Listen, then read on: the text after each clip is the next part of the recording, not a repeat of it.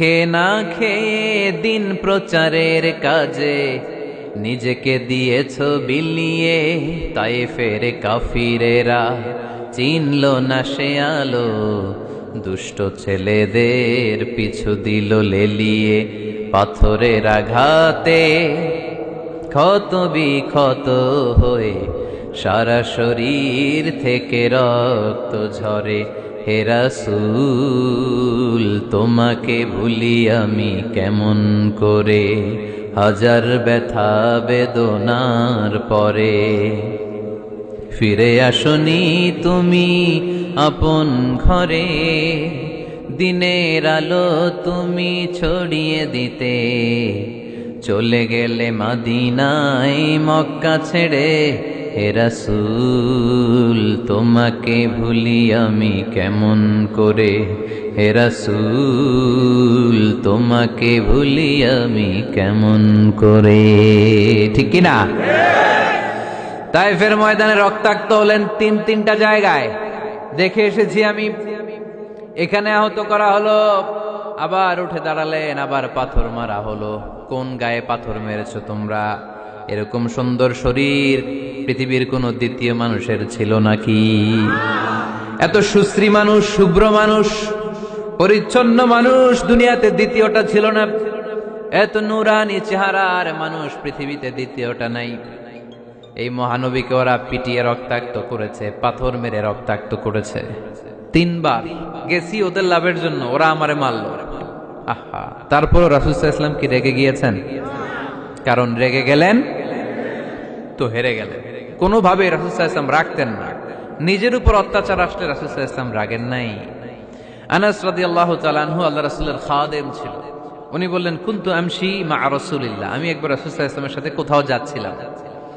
ওয়া আলাইহি বুরদুন নাজরানি, তখন রাসূল সাল্লাল্লাহু আলাইহি ওয়াসাল্লামের গায়ে ছিল নাজরান থেকে আনা একটা চাদর। আপনারা চাদর পরেন না শীতকালে? রাসূল সাল্লাল্লাহু আলাইহি ওয়াসাল্লাম চাদর পরতেন। রাসূল সাল্লাল্লাহু আলাইহি ওয়াসাল্লাম নাজরান দেশ থেকে আনা একটা চাদর পরেছেন, গলিজুল হাশিয়া, যেই চাদরের এই কর্নারের ডিজাইনটা ছিল খসখসে। কি ছিল? হঠাৎ এক বেদুইন এসে রাসূল সাল্লাল্লাহু আলাইহি ওয়াসাল্লামের চাদর ধরে টান দিল। টান দেওয়ার সাথে সাথে রাসূল সাল্লাল্লাহু আলাইহি ওয়াসাল্লামের ঘাড়ের এই চামড়া ছিঁড়ে গেল। এই খসখসে যেহেতু ডিজাইন চাদরের, ওই খসখসে ডিজাইন ঘাড় আর কাঁধের এখানে যখন টান খেলো, ওই খসখসে ডিজাইনের দাগ বসে গেল, রাসূলের চামড়া ছিঁড়ে গেল ঘাড়ের। সে টান দিয়ে বলে, ইয়া মুহাম্মদ মুরলি মিন মালিল্লাহ। আসছে ভিক্ষা করতে, মূলত ভিক্ষা চাওয়ার ডিজাইন দেখছেন? যার কাছে ভিক্ষা চাবে চাদর ধরে টান। এসে বলে, বেদুইন তো, এদের মধ্যে সভ্যতা ছিল না।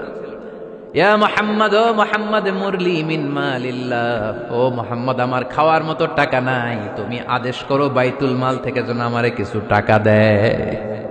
আসছে ভিক্ষা করতে। ভিক্ষা করতে আইসা চাদর ধরে দিছে টান, ঘাড়ের রক চামড়া ছিঁড়ে গেছে। রাসূল সাল্লাল্লাহু আলাইহি ওয়াসাল্লাম ব্যথা পেয়েছেন। ফালতাফাতা ইলাইহি রাসূলুল্লাহ, আল্লাহ রাসূল সাল্লাল্লাহু আলাইহি ওয়াসাল্লাম তার দিকে তাকালেন, তাকিয়ে ফাদহিক, একটা মুচকি হাসি দিলেন। আমি রাস্তা দিয়ে চাদর গায়ে দিয়ে হাঁটতেছি, এক ফকির আইসা কয়, ভিক্ষা দেন, টাকা দেন বলে আমার চাদর টান দিছে, আর ওই চাদরে আমার ঘাড়ের চামড়া ছিঁড়ে গেছে। কি করব আমি? আপনি কি করবেন? হ্যাঁ, কোনি? আচ্ছা, তা আমরা ঠিকই ওরে ধরে মাইর দিতাম, তাই না? আজকে ওর একদিনকে আমার একদিন ভর্তা বানায় ফেলতাম ওরে পিটায়, রাগের চোটে। ঠিক কিনা? আল্লাহ রাসূল সাল্লাল্লাহু আলাইহি ওয়াসাল্লাম try to think about it, try to ponder on the story. এই moral of the story কি? রাসূল সাল্লাল্লাহু আলাইহি ওয়াসাল্লামের প্রফেটিক স্টোরি থেকে আপনাকে ভাবতে হবে। ভিক্ষা করতে এসে চাদর ধরে টান দিয়ে ঘাড়ের চামড়া ছিঁড়ে ফেলেছে, রাসূল তাকিয়ে মুচকি হাসি দিলেন। মুচকি হাসি দিয়ে বললেন, যাও বাইতুল মাল থেকে কিছু সম্পদ ধরে দিয়ে দাও। কি নবী ছিলেন! তার মানে উনার গায়ে যত আঘাতই আসতো কখনো উনি রাখতেন, তবে মাঝে মাঝে রাখতেন। যদি আল্লাহর বিধান লঙ্ঘিত হতো তখন বিশ্বনবী রেগে যেতেন। আল্লাহর জমিনে আল্লাহর বিধান লঙ্ঘিত হলে এই লোকটা রেগে যেতেন, প্রিয় নবী তখন সহ্য করতেন না। এক সাহাবী এসে বললেন, ইয়া রাসূলুল্লাহ, এমন ইমাম পাঠিয়েছেন আমাদের এলাকায়, বড় বড় সূরা দিয়ে নামাজ পড়ায়, এত বড় সূরা দিয়ে পড়ে তার পিছনে দাঁড়িয়ে থাকার ক্ষমতা আমার নাই। এই কথা শুনে বিশ্বনবী রেগে গেলেন, কারণ ইসলামের বিধান এখানে লঙ্ঘিত হচ্ছে, ঠিক কিনা? এত রাগলেন, চেহারা আগুনের গোলার মতো লাল হয়ে গেল। ওই সাহাবীকে ডেকে পাঠিয়ে ধমকালেন, খবরদার, তোমরা মানুষকে দিন থেকে ভাগিও না, সহজ করে ইসলামকে উপস্থাপন করো, জামাতের ইমামতির চান্স পেলে লম্বা কেরাত করো না, একটা মিডিয়াম স্ট্যান্ডার্ড রেখে কেরাত পড়বা, কারণ তোমার পেছনে অসুস্থ লোক থাকতে পারে, মুসল্লি মুসাফির থাকতে পারে, তাই না? আবার মদিনাতে বনু মাখজুমিয়া গোত্রের এক নারী চুরিতে ধরা পড়ল। কিসে? চুরির বিধান কি? السارق والسارقة فاقطعوا أيديهما جزاء بما كسبا نكالا من الله والله عزيز حكيم। চোর বা চুন্নি দামি কোনো জিনিস যদি চুরি করে নেয় তাহলে তার হাত কেটে দাও। If anyone steal something precious from the society, the government should cut down his right hand. Government কাটবে, আপনি কাটেন না। আবার মুরগি একটা চুরি করছে, দইরা রামদা দিয়ে এক কোপ, এরকম করা যাবে না, এটা গভর্নমেন্ট করবে। তো রাসূল সাল্লাল্লাহু আলাইহি ওয়াসাল্লাম ছিলেন চিফ অফ দা গভর্নমেন্ট, রাসূল সাল্লাল্লাহু আলাইহি ওয়াসাল্লাম ডান হাত কেটে দিবে।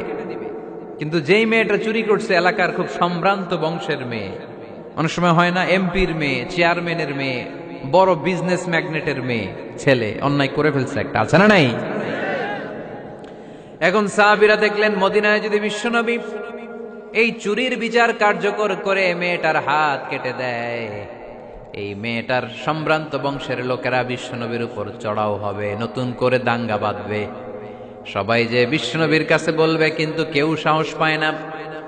উসামা বিন যায়েদ বিশ্বনবীর ভালোবাসা বড়ই পছন্দ করতেন বিশ্বনবী। সাইয়েদনা উসামা বিন যায়েদ রাদিয়াল্লাহু তাআলা আনহুকে সবাই বললেন, উসামা তুমি যাও, তোমারে বিশ্বনবী বড্ড ভালোবাসে, তুমি বললে তোমার কথা নবী ফিরাবে না।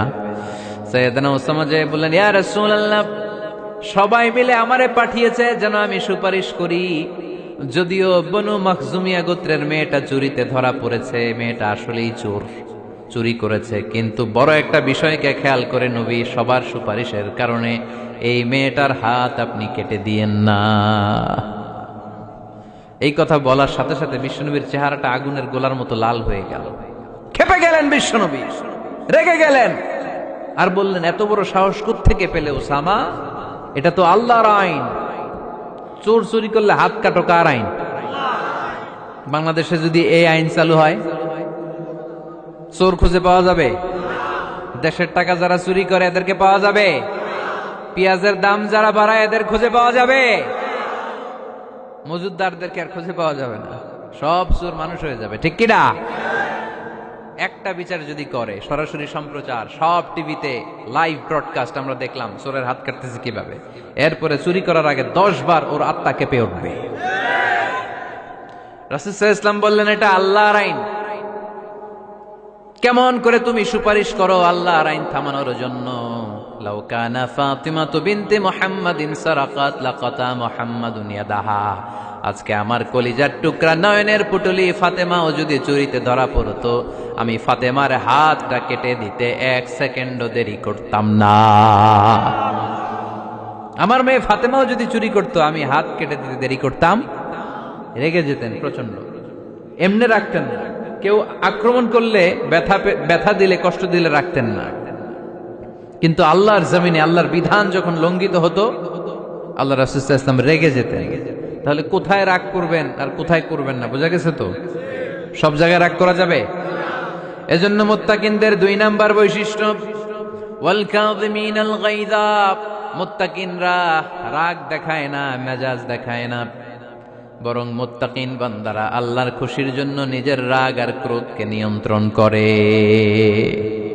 রাসূল সাল্লাল্লাহু আলাইহি ওয়াসাল্লাম আল্লাহর বিধান লঙ্ঘিত হলে রেগে যেতেন, এছাড়া রাখতেন না। একবার তাহাজ্জুদের সময় সাইয়েদনা আলী রাদিয়াল্লাহু তাআলা আনহু আর ফাতেমা রাদিয়াল্লাহু তাআলা আনহাকে ডাকতে গেলেন তাহাজ্জুদ পড়ার জন্য। কিসের জন্য?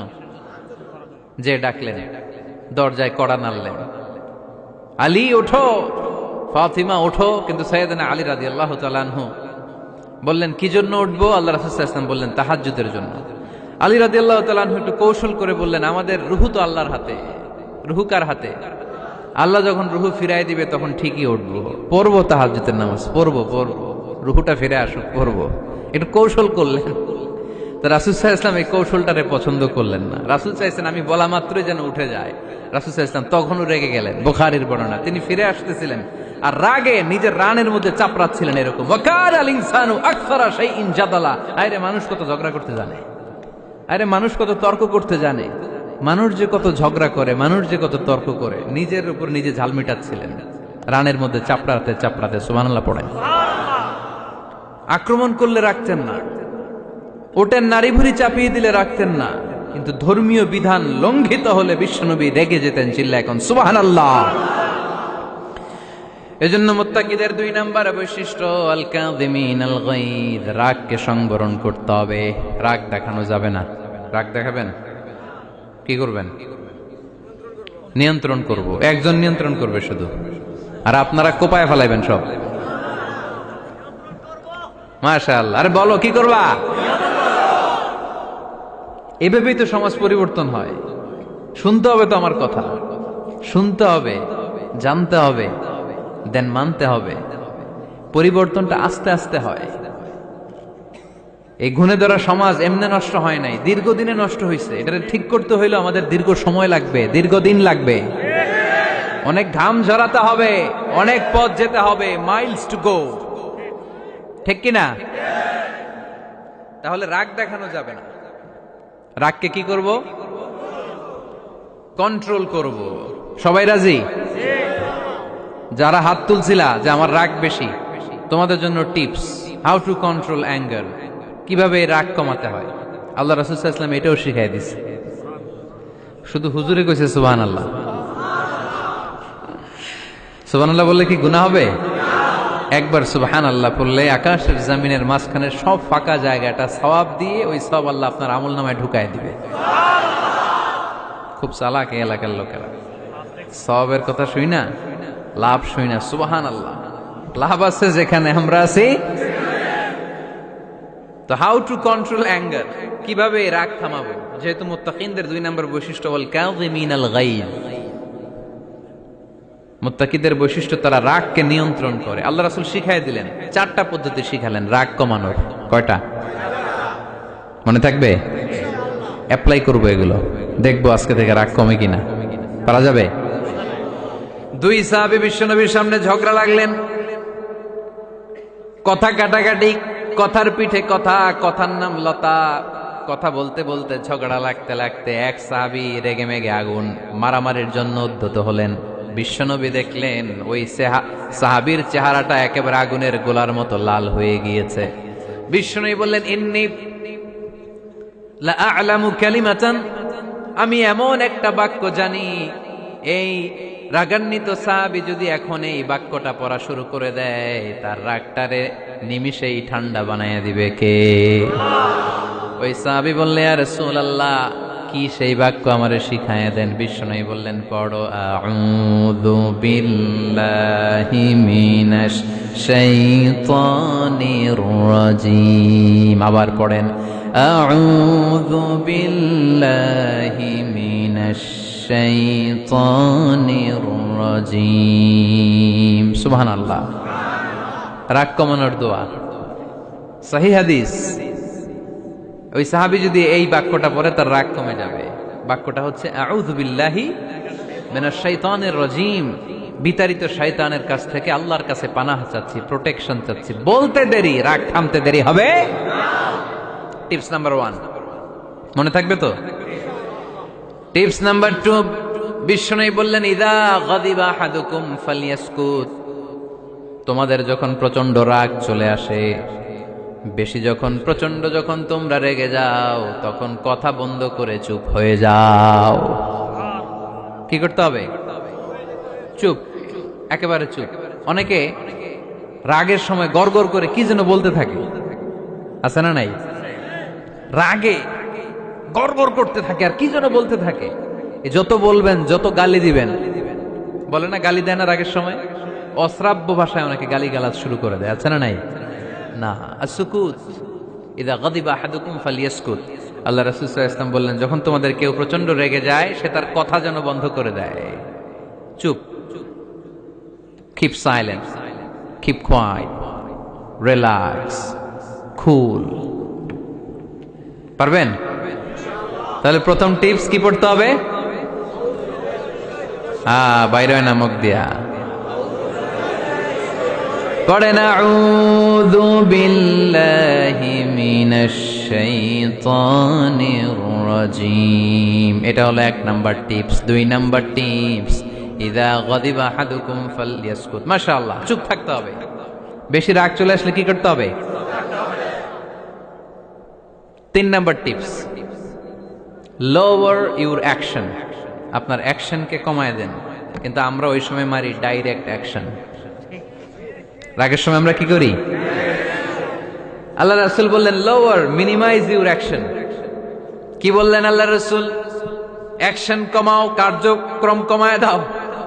ইযা গাদিবা আহাদুকুম ওয়া হুয়া কাইম ফালিয়াজলিস। দাঁড়ানো অবস্থায় তোমাদের কেউ যদি রেগে যায়, সে যেন বসে পড়ে।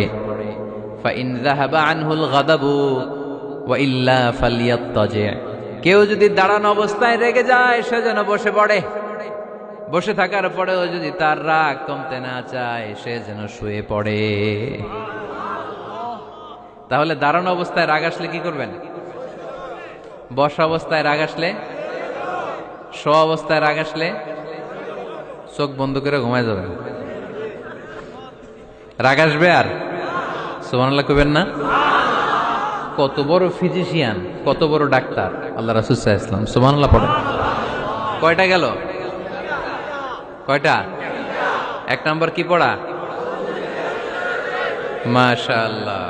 2 নাম্বার চুপ থাকা। 3 নাম্বার দাঁড়ায় থাকলে বসে যাওয়া, বসা থাকলে পারবেন? 4 নাম্বারটা অনেক মজার টিপস, শুনবেন? আল্লাহ রাসূল সাল্লাল্লাহু আলাইহি ওয়াসাল্লাম বললেন, 4 নাম্বার টিপস শুনো। ইন্নাল গাদাবা মিনাশ শাইতান। নিশ্চয়ই রাগ আসে শয়তান থেকে। ওয়া ইন্নাশ শাইতানা খুলিকা মিনান নার। শয়তান তৈরি আগুন থেকে।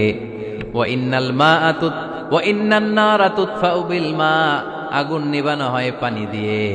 ফাইদা গাদিবা আহাদুকুম ফালিয়াতাওয়াদ্দাহ। তাই কারো যখন রাগ খুব বেড়ে যায়, সে যেন ঠান্ডা পানি দিয়ে ওযু করে। কি সুন্দর টিপস, কি সুন্দর ফিলোসোফার আল্লাহ রাসূল সাল্লাল্লাহু আলাইহি ওয়াসাল্লাম। কত বড় দার্শনিক ছিলেন তিনি।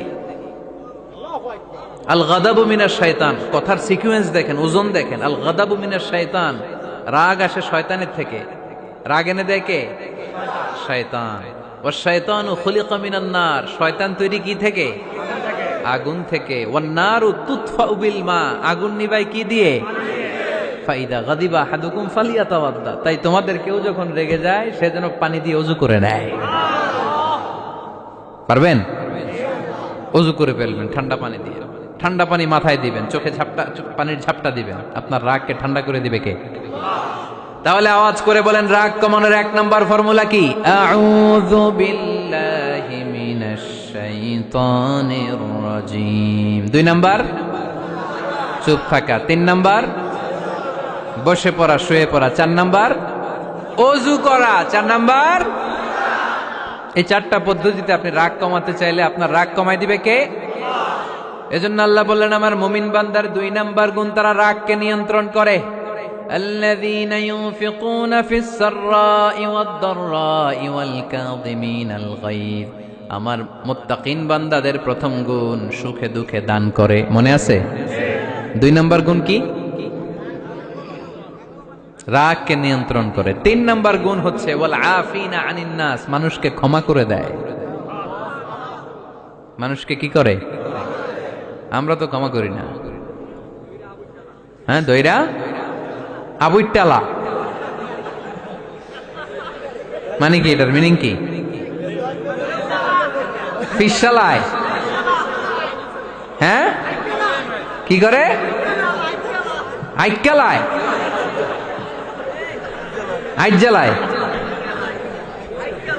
আইকালা, আইকালা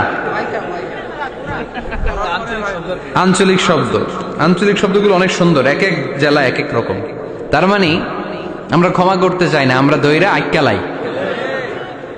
তার মানে আমরা রাগ ঝাড়ি আর কি, ভিতরে যে ক্ষোভ জমা থাকে এগুলো ঝাড়ি, আমরা ক্ষমা করতে চাই না। কিন্তু ভাই মোত্তাকি যদি হতে চান আপনাকে ক্ষমা করে দিতে হবে।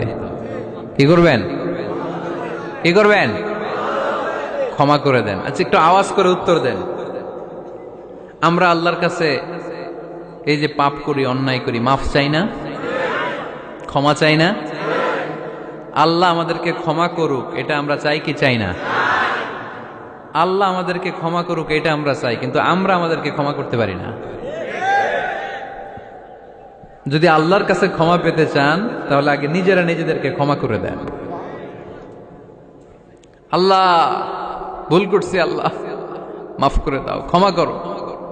আমি ক্ষমা চাইতেছি কিন্তু আমি ক্ষমা করি না আরেকজনকে। তো তুমি ক্ষমা করো না, তুমি ক্ষমা চাও কোন সাহসে? মা যাদাল্লাহু আবদান বিআফবিন ইল্লা ইজ্জান। আল্লাহর হাবিব ফরমান, কোন বান্দা যদি অন্য বান্দারে ক্ষমা করে দেয় আল্লাহ ওই বান্দার মর্যাদা বাড়িয়ে দেয়। ওয়া ইন তা'ফু ওয়া তাসফাহু ওয়া তাগফিরু ফাইন্নাল্লাহা গফুরুর রহিম। তুমি যদি অন্যরে মাফ করে দাও, তুমি যদি অন্যের ভুল ক্ষমা করে দাও, তোমার ভুলগুলো ক্ষমা করে দিবে কে? আল্লাহুম্মা ইন্নাকা আফুন কারীম। কদরের রাত্রে আমরা পড়ি, আল্লাহ তুমি ক্ষমাশীল, তুহিব্বুল আফওয়া, ক্ষমা করাকে তুমি ভালোবাসো। ফাআফু আন্নি, আল্লাহ তুমি আমারে ক্ষমা করে দাও। আল্লাহর ক্ষমার জন্য দিনরাত চোখের পানি ছেড়ে আমরা কাঁদি, কিন্তু অন্যরে ক্ষমা করতে চাই না। কথাটা বুঝতে পারছেন? আমরা আল্লাহর ক্ষমা চাই, কিন্তু আমরা আমাদেরকে ক্ষমা পেতে হলে আগে ক্ষমা পেতে হলে আগে ক্ষমা।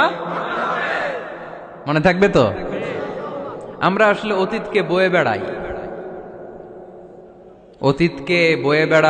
অতীতকে ভুলতে চাই না। কোন বছর কে আমারে মারছিল ওইটারে মনে রাখছি। কোন 20 বছর আগে আমারে অপমান করছিল মনে রাখছি, তোরেও আমি অপমান করুম। তুই আমারে মারছিলি, তোরেও মারুম।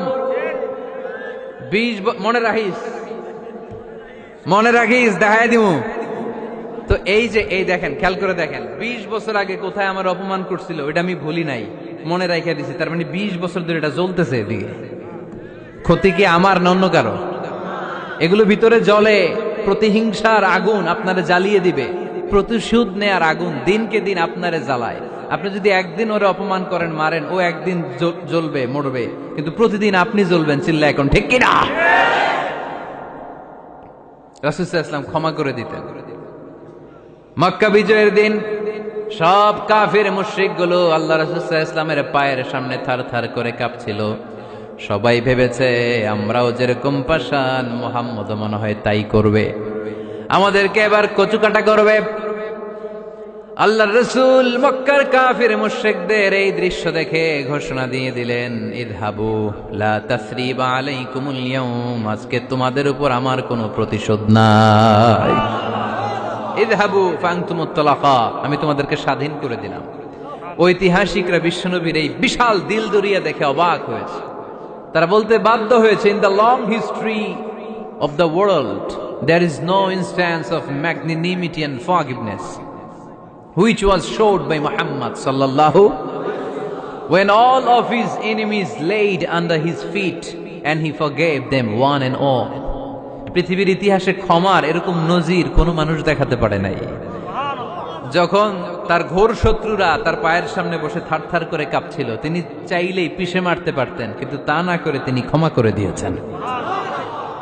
এজন্য কি করবেন?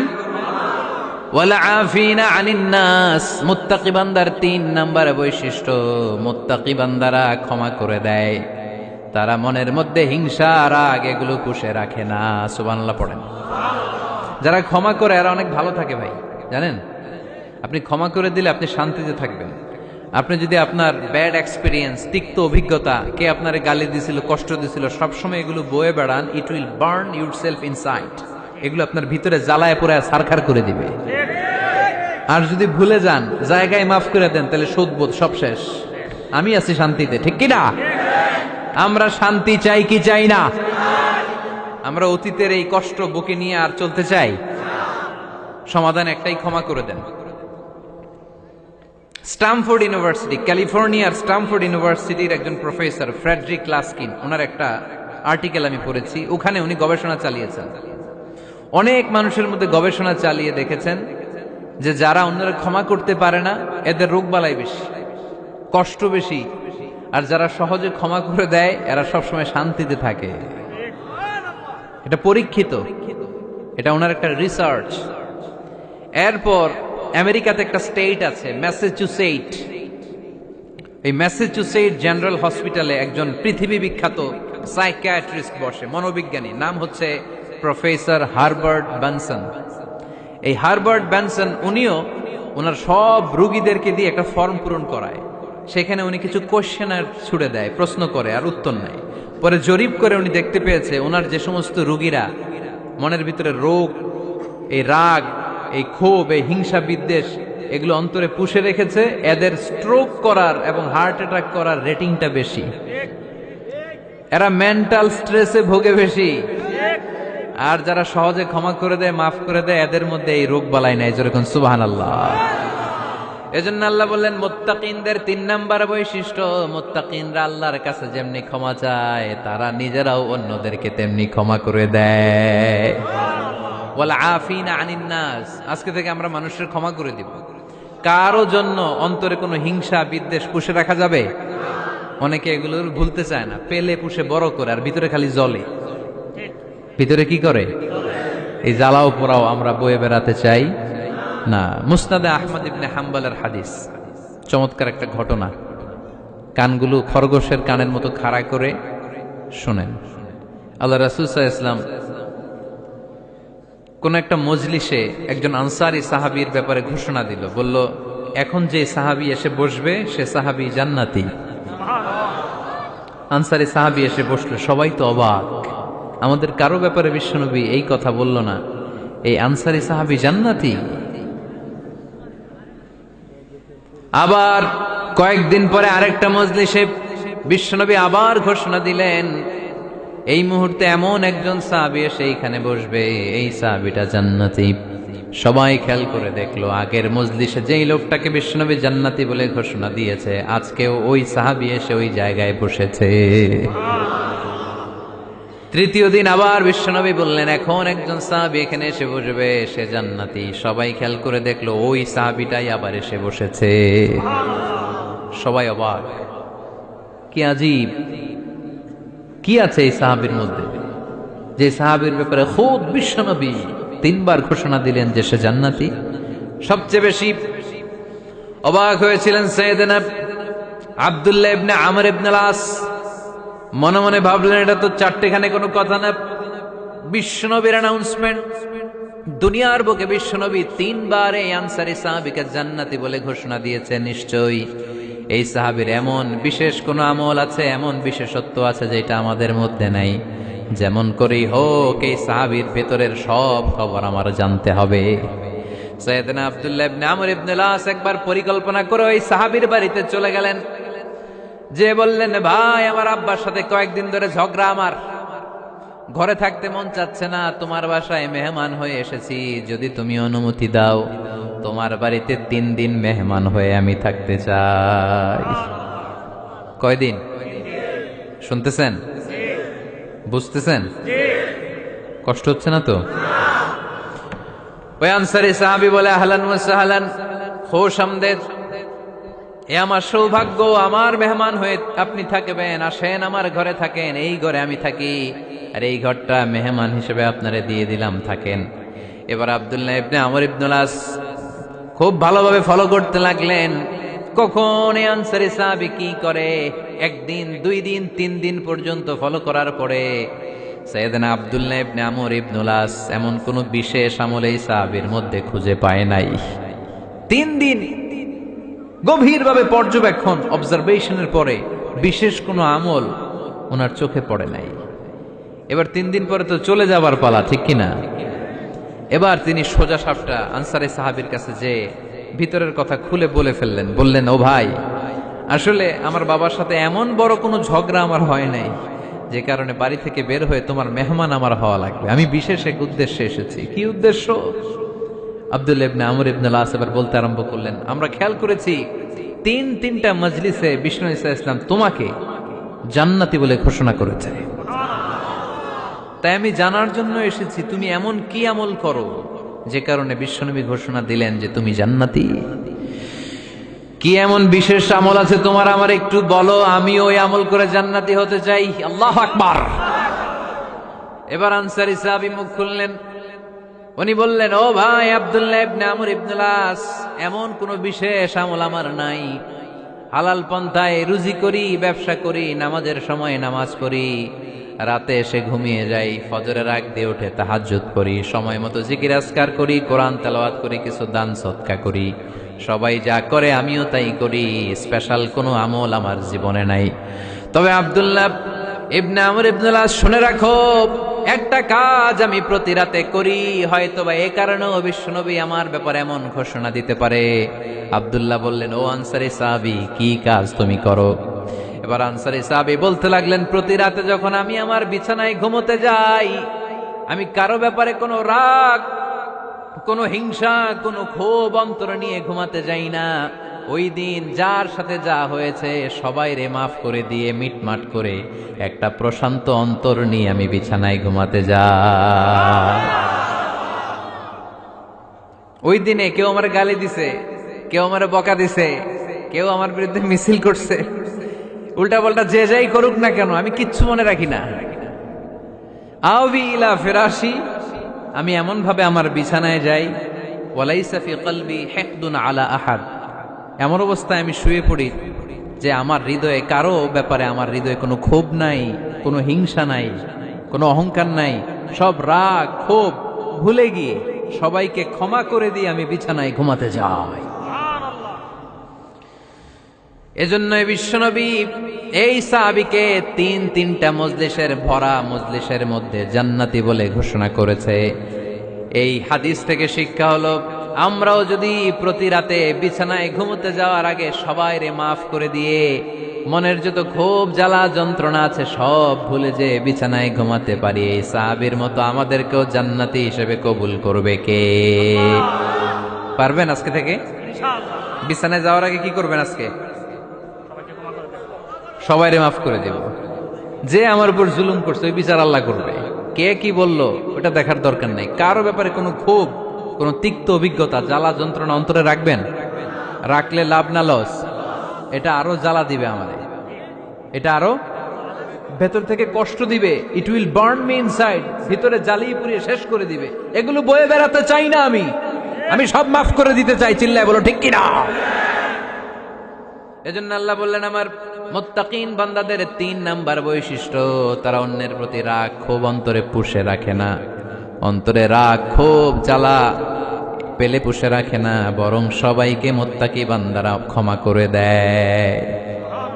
পারা যাবে? কি করবেন? ক্ষমা করব। কি করবেন? 3টা গেল, আর কয়টা? 2 মিনিটে শেষ করে দেবেন ইনশাআল্লাহ। মোট মুত্তাকিনদের বৈশিষ্ট্য কয়টা? হ্যাঁ, গেছে কয়টা? 1 নম্বরটা কি ছিল বলেন? মাশাআল্লাহ, সুখে দুঃখে, সুখে দুঃখে সবসময় দান করা। 2 নাম্বার রাগকে নিয়ন্ত্রণ করা। 3 নাম্বার ক্ষমা করে দেয়া। এই কাজগুলো যারা করে তাদেরকে আল্লাহ পছন্দ করে। আল্লাহ বললেন, ওয়াল্লাহু ইউহিব্বুল মুহসিনিন, অন্যের প্রতি যারা ইহসান করে তাদেরকে পছন্দ করে কে? মুত্তাকিনদের 4 নাম্বার বৈশিষ্ট্য, ওয়াল্লাযীনা ইযা ফাআলু ফাহিশাতান আও যালামু আনফুসাহুম যাকারুল্লাহা ফাস্তাগফিরু লিযুনুবিহিম ওয়া মান ইয়াগফিরুয যুনুবা ইল্লাল্লাহ। সুবহানাল্লাহ। 4 নাম্বার বৈশিষ্ট্য, মুত্তাকিরা যদি কোনো অশ্লীল কাজ করে, অশ্লীল কাজ হয়ে যেতে পারে না? যুবক ভাইরা, তোমাদের ওয়াজ, ভুল হইতে পারে। ভুল করে পরকীয়ায় জড়ায় গেছো, বিবাহ বহির্ভূত সম্পর্কে জড়ায় গেছো, খারাপ সম্পর্কে জড়ায় গেছে, কেউ অশ্লীল কাজ করে ফেলছে, ব্লু ফিল্ম দেখে ফেলছে, নিজের উপর নিজে জুলুম করে ফেলছে, ক্ষমার দরজা মনে হয় বন্ধ। হ্যাঁ, খোলা আছে না নাই? আল্লাহ বললেন আল্লাযীনা ইযা ফাআলু ফাহিশাতান আও যালামু আনফুসাহুম, মুত্তাকিনরা যেহেতু মানুষ, ভুল তাদের হতেই পারে, ভুলের ঊর্ধ্বে কেউ না, ঠিক কি না? মুত্তাকিনরা যদি ভুল করে ফেলে, অন্যায় করে ফেলে, অশ্লীল কাজ করে ফেলে, স্মরণ হওয়া মাত্রই যাকারুল্লাহ, তারা আল্লাহর স্মরণ করে। They return back to their Lord, তারা আল্লাহর দিকে ফিরে আসে, তারা পাপের জন্য অনুতপ্ত হয়। কারণ সবাই পাপী, কথা কন। পাপ করেন নাই এরকম আল্লাহর ওলি কারা কারা দেখি? পিছনেও নাই। পৃথিবী না জানো আমি তো জানি, পৃথিবী না জানো আমি তো জানি, আমি কি পাপ করেছি হায়। সবার জানা আছে না? পাপ আছে না নাই? আমার পাপের করলে বিচার, বাচার আমার নাই উপায়, দয়াময় প্রভু মাফ করো আমায়, মাফ করো আমায়। পড়েন আমিন। তার মানে মুত্তাকিনদের ৪ নাম্বার বৈশিষ্ট্য, মুত্তাকিরা যদি কোনো পাপ করে ফেলে যাকারুল্লাহ, সাথে সাথে স্মরণ করে কারে? অনুতপ্ত হয়। ফাস্তাগফারু লিযুনুবিহিম, তারা তাদের পাপের জন্য আল্লাহর কাছে ক্ষমা চায়। ভুল আমাদের হতে পারে, সবাই পাপী, পাপীর ঘরের পাপী, ঠিক কিনা? আমি পাপী, আমার বাবা পাপী, আমার দাদা, আমার 14 গোষ্ঠী পাপী। কিন্তু পাপীদের মধ্যে বিষ্ণু বললেন শ্রেষ্ঠ পাপী ওই পাপী যেই পাপী পাপ করার পরে তওবা করে কার কাছে? মুত্তাকিদের ভুল হতে পারে, যেহেতু মানুষ, যদি ভুল করে ফেলে তারা অনুতপ্ত হয়, আল্লাহর কাছে ক্ষমা চায়, কারণ তারা জানে, ওয়া মাইয়াগফিরুয যুনুবা ইল্লাল্লাহ। মুত্তাকিরা জানে আল্লাহ ছাড়া ক্ষমা করার কেউ নাই। আমাদেরকে মাফ করে কে? ক্ষমা করে কে? যদি ভুল হয়ে যায়, অন্যায় হয়ে যায়, পাপ হয়ে যায়, চোখের পানি ছেড়ে দিয়ে আল্লাহরে ডেকে বলেন, আল্লাহ আমি ছাড়া তোমার গোলামের অভাব নাই, আমি ছাড়া তোমার বান্দার অভাব নাই, আমি ছাড়া তোমার অনেক বান্দা, কিন্তু তুমি ছাড়া আমার কোনো রব নাই। আমি ছাড়া তোমার বান্দা বান্দির অভাব দুনিয়ার বুকে নাই, কিন্তু তুমি ছাড়া আমার দ্বিতীয় কোনো রব আছে নাকি? দুনিয়ার বুকে কারো কাছে যদি কোনো জিনিস নিয়ে যাই, ফিরিয়ে দিলে আরেকজনের কাছে যাওয়া যায় কি যায় না? কারো কাছে কিছু চাইলাম দিল না, অন্যের কাছে যে চাওয়া যায় কি যায় না? কিন্তু আল্লাহর কাছে যখন ক্ষমা চাই, আল্লাহ যদি আমাদেরকে ফিরিয়ে দেয়, অন্য কারো কাছে যে চাওয়ার সুযোগ আছে নাকি? কারণ আমাদের রব একজন, সেজদা দেয় একজন রে, চিল্লায় বলতে হবে তিনি কে? وَمَن يَغْفِرُ الذُّنُوبَ إِلَّا اللَّهُ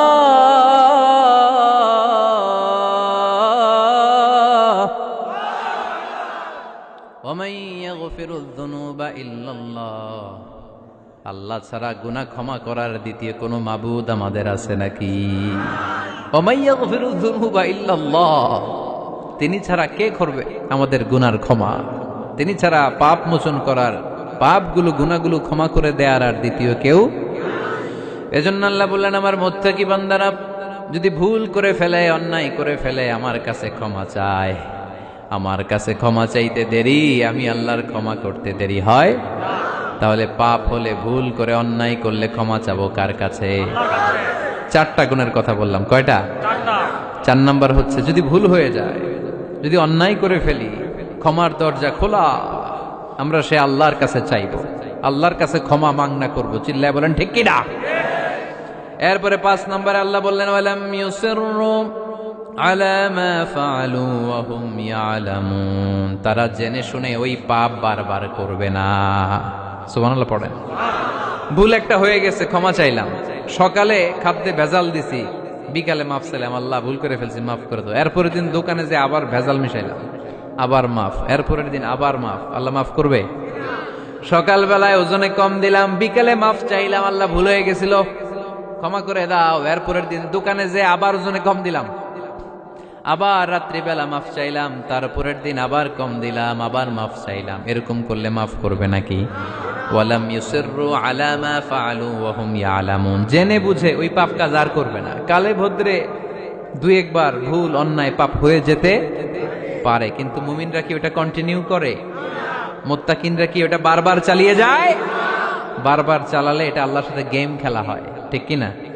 সকালে আল্লাহ রেখে ওই একটা, বিকালে আজকে একটা, কালকে এমনটা করা যাবে? এজন্য আল্লাহ বললেন আমার মুত্তাকি বান্দাদের 5 নম্বরে বৈশিষ্ট্য হলো ওয়ালাম ইউসিররু আলা মা ফাআলু ওয়া হুম ইয়ালামুন। ওয়ালাম ইউসিররু তাফসীর ইবনে কাসীরে এর তাফসীর এসেছে ওয়ালাম ইস্তামিররু আলা মা ফাআলু ওয়া হুম ইয়ালামুন।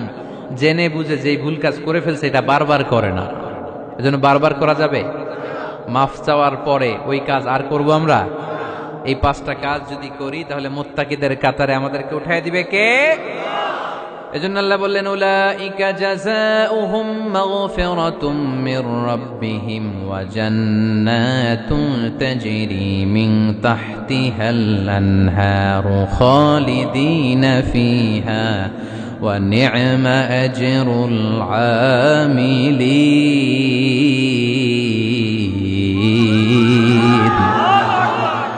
আল্লাহ বললেন আমার মুত্তাকি বান্দাদের এই 5টা বৈশিষ্ট্য যদি কারো মধ্যে থাকে তাদেরকে আমি ক্ষমাও করে দেব, জান্নাতও দিয়ে দেব। ডানে যাব না বায়ে? আরো জোরে। ডানে না বায়ে? ডানে আছে ক্ষমার জান্নাত, ডানে কি? বায়ে আছে আল্লাহর রাগ আর জাহান্নাম। তাই সিদ্ধান্ত আমরা নিয়েছি বাম দিকে আমরা যাব না, ডান দিকে যাব। ডান দিকে গেলে ক্ষমাও পাওয়া যাবে, জান্নাত পাওয়া যাবে, কিন্তু কাজ করতে হবে কয়টা?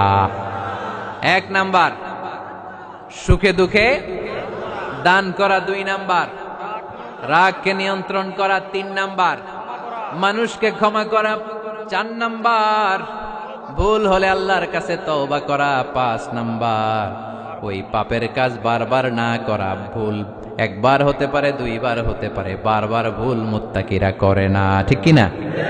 এই 5টা কাজ করলে মুত্তাকি বানাবে কে? মনে থাকবে?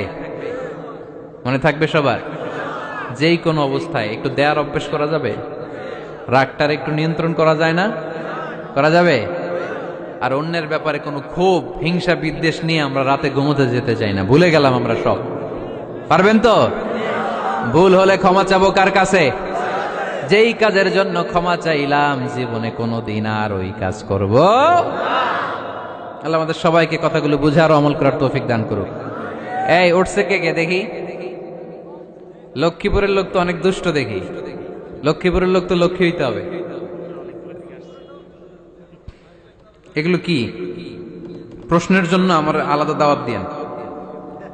এই প্রশ্নে আধা ঘন্টা লাগবে। যেটা বলছি এটা ফিনিশিং দেয় নাই তো এখনো, এই অর্ধেক ভুলে যাবে আপনার প্রশ্নের উত্তর শুনলে। মুত্তাকিদের বৈশিষ্ট্য কয়টা মনে থাকবে? ভাবিরে যে শোনাইতে পারবেন? পারাম পারাম মানে পারবো। তো এই 5টা বৈশিষ্ট্য যদি থাকে তাহলেই আমরা মুত্তাকি। তাহলেই আমাদের জন্য ক্ষমা রেডি রাখবে কে? জান্নাত রেডি রাখবে কে? প্রথম গুণ আমি বলেছিলাম দান করব আমরা সুখে দুঃখে। রাগকে নিয়ন্ত্রণ করব 2 নাম্বার। মানুষকে ক্ষমা করে দেব 4 নাম্বার। ভুল হতে পারে, মাফ চাবো কার কাছে? কিন্তু ওই ভুল বারবার করব। মনে থাকবে সবার? আল্লাহ আমাদের সবাইকে কথাগুলো বুঝে আরো আমল করার তৌফিক দান করুক। আমরা পড়ি আমিন। দীর্ঘক্ষণ আপনারা দাঁড়িয়ে বসে আজকের আলোচনা শুনে, এই উঠতেছেন কেন? হ্যাঁ বসেন বসেন, আমি তো উঠি নাই। যারা আপনারা আজকের এই প্রোগ্রামটা সার্থক করলেন আমি শুকরিয়া জানাই। মিডিয়া কর্মী তোমরা যারা এসেছো তোমাদেরকে অন্তরের অন্তঃস্থল থেকে শুভেচ্ছা জানাই। মাহফিল কমিটি যারা অ্যারেঞ্জ করেছেন, আমাকে ইনভাইট করেছেন, শুকরিয়া জানাই। পর্দার অন্তরালে আমার মা বোনেরা যারা আজকে আমাদেরকে শুনলেন, আপনারাও একটু রাগ টাগ কমাবেন। এই ওয়াজ শুধু ভাইদের জন্য না, আমাদের বোনরাও মাঝে মাঝে রাগ করে ফেলে, ঠিক কিনা? বোনরা রাগ করলে বিপদ, রোজা রাখা লাগবে, রান্না বান্না করবে না। তো এই জন্য আপনারাও এই 5টা আমল শুধু পুরুষদের জন্য না, নারীদের জন্য। তো এই জন্য আমরা সবাই জন্য এগুলোর উপর আমল করি, একটা সুখী সমৃদ্ধ বাংলাদেশ গড়ি। স্থানীয় প্রশাসনের ভাইরা যারা আছেন আজকের প্রোগ্রামের ব্যাপারে সহযোগিতা করেছেন, শুকরিয়া। জনপ্রতিনিধি যারা আছেন তাদেরকে শুকরিয়া। আপনারা সবাই ভালো থাকেন, সুস্থ থাকেন, সুন্দর থাকেন।